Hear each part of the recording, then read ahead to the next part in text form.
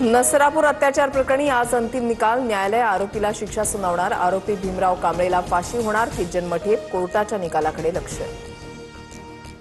उद्धव ठाकरे आज फुटीर खासदार भाऊसाहेब वागचौरेंच्या मतदारसंघात शिर्डीमध्ये ठाकरेंचा कार्यकर्ता मेळावा होणार। ठाकरेंच्या दौऱ्याचा आज शेवटचा दिवस।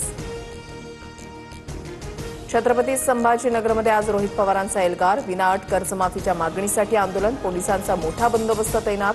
आंदोलन दडपण्याचा प्रयत्न केल्यास जेलभरो करणार, रोहित पवारांचा इशारा। विधान परिषदेच्या उपसभापती पदासाठी आज निवडणूक कार्यक्रमाची घोषणा होणार। महायुतीकडून नीलम गोऱ्हेंना पुन्हा संधी मिळणार का, याकडे लक्ष।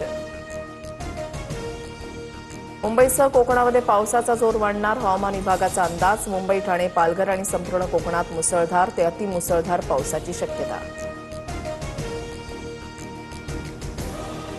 पुण्यासह 24 जिल्ह्यांना पावसाचा येलो अलर्ट। पुणे शहर आणि जिल्ह्यामध्ये पुढील 3 दिवस पावसाची शक्यता। विजांच्या कडकडाटासह पावसाचा अंदाज।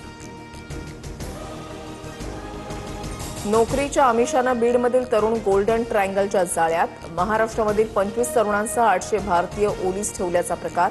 बीडच्या तरुणांमुळे आंतरराष्ट्रीय रॅकेटचा पर्दाफाश। टीईटी पेपर फुटी प्रकरणामध्ये आंतरराज्य रॅकेटचा संशय। दिल्ली, बिहार, हरियाणा आणि उत्तर प्रदेशमध्ये पोलिसांची पथकं रवाना। मुख्य सूत्रधार आणि इतर आरोपींचा शोध सुरू। बुलढाण्यातील नांदुरा बाह्यवळण मार्गावर खासगी बसचा अपघात। बस उलटल्यानं 10 ते 12 प्रवासी जखमी। नांदुरा आणि खामगावच्या शासकीय रुग्णालयात उपचार सुरू। अमेरिका आणि इराण यांच्यामध्ये तात्पुरती युद्धबंदी। कतारमध्ये दोन्ही देशांच्या शिष्टमंडळाची उच्चस्तरीय बैठक होणार। आधीचा शांतता करार सुरू ठेवण्याचा प्रयत्न केला जाणार।